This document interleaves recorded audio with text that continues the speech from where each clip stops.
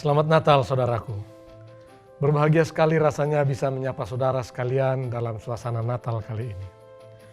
Pada perayaan Natal sekarang ini, kita berada dalam suasana yang sangat berbeda dengan Natal-Natal sebelumnya. Kali ini kita merayakannya dengan berbagai bentuk pembatasan, seturut dengan protokol kesehatan karena pandemi COVID-19 yang mendera kita semua. Dunia kita memang sedang merintih saat ini. Apa yang sedang kita hadapi dalam masa ini tidak bisa dilepaskan dari krisis ekologis yang sedang melanda dunia ini.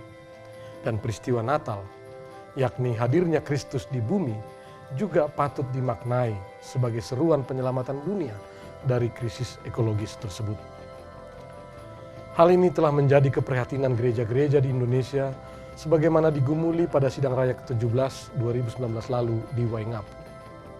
Sesungguhnya sudah sejak lama gereja-gereja di Indonesia bergumul dan berkomitmen untuk ikut serta mengatasi masalah-masalah agraria dan krisis ekologis sebagaimana terekam dalam percakapan-percakapan ekumenis di Indonesia. Krisis ekologis yang menjadi concern Sidang Raya tersebut merupakan muara dari proses yang cukup panjang.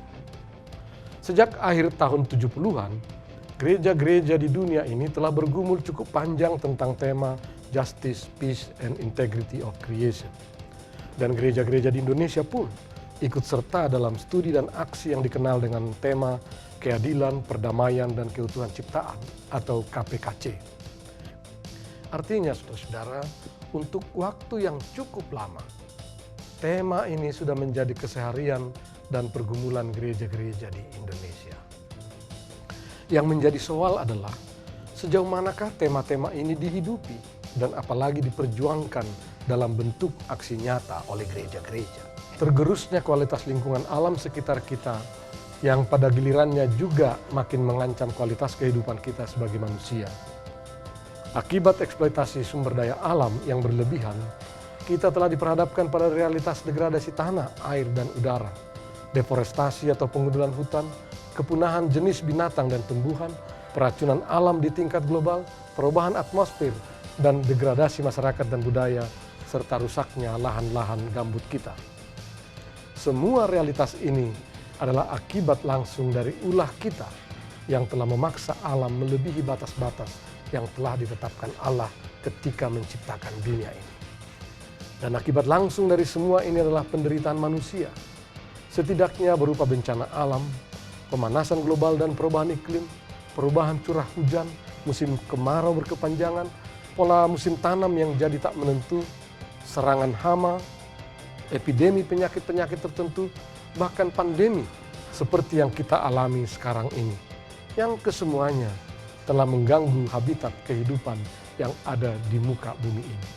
Dengan kata lain, saudara-saudara, ini semua berakar pada dosa kita manusia yang telah memperlakukan bumi sebagai objek kekuasaan dan mengeksploitasinya semata-mata untuk kepentingan sesaat tanpa mempertimbangkan dampak jangka panjangnya.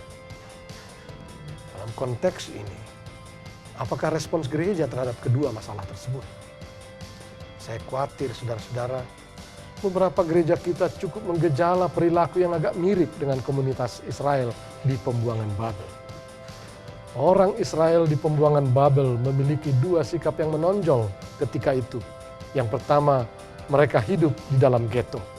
Dan yang kedua, seluruh mata, hati, dan pikiran mereka tertuju ke bait Allah di Yerusalem. Dalam konteks yang demikianlah Allah berkata kepada umat itu, "Usahakanlah kesejahteraan kota kemana kamu aku buang," sebagaimana tertulis dalam Yeremia 29 ayat 7.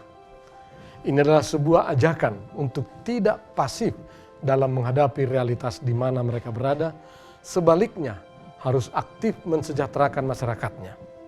Dan ini adalah ajakan untuk keluar dari ghetto, dan sekaligus ajakan untuk tidak hanya menunjukkan mata, hati, dan pikiran ke bait Allah di Yerusalem. Ajakan yang sama juga berlangsung kini kepada kita, gereja-gereja di Indonesia, termasuk saudara dan saya. Ajakan untuk keluar dari zona nyaman kita dan melihat kenyataan sekitar. Dan pada gilirannya, aktif mengusahakan kesejahteraan masyarakat di sekitarnya, bukan hanya kesejahteraan sendiri. Allah memberikan mandat kepada kita manusia untuk mengusahakan bumi ini bagi kesejahteraan bersama. Itulah yang saya pahami sebagai tugas oikumenitas kita.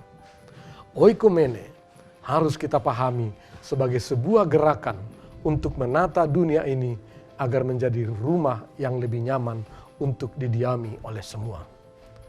Dan salah satu langkah strategis dalam upaya penataan ini adalah mengadvokasi masalah-masalah agraria dan sumber daya alam ini, serta merestorasi alam yang telah rusak. Ini sebuah jalan panjang untuk menghindari tergerusnya masyarakat dari peradaban dan lingkungannya. Dalam semangat seperti itulah saya mengajak saudara kini merayakan Natal. Peristiwa Natal yang pertama adalah sebuah proklamasi Allah yang turun ke bumi untuk menyelamatkan dunia dan segenap isinya. Solidaritas Allah dengan alam ini terwujud dengan pengosongan dirinya, turun dari tahta kemuliaannya dan rela menjadi seorang anak manusia. Maka perayaan Natal semestinya juga diwarnai oleh peristiwa Natal yang pertama itu, di mana kita mestinya merayakannya dengan mengosongkan diri dari segala hiruk pikuk kemeriahan dunia ini. Mengosongkan diri dari kerakusan yang terus-menerus menggerus alam. Dan pada saat yang sama kita solider dengan luka dan rintihan bumi ini. Merayakan Natal berarti kita juga merestorasi alam sekitar kita. Merestorasi hutan-hutan kita. Merestorasi gambut kita. Selamat Hari Natal saudara-saudara. Immanuel.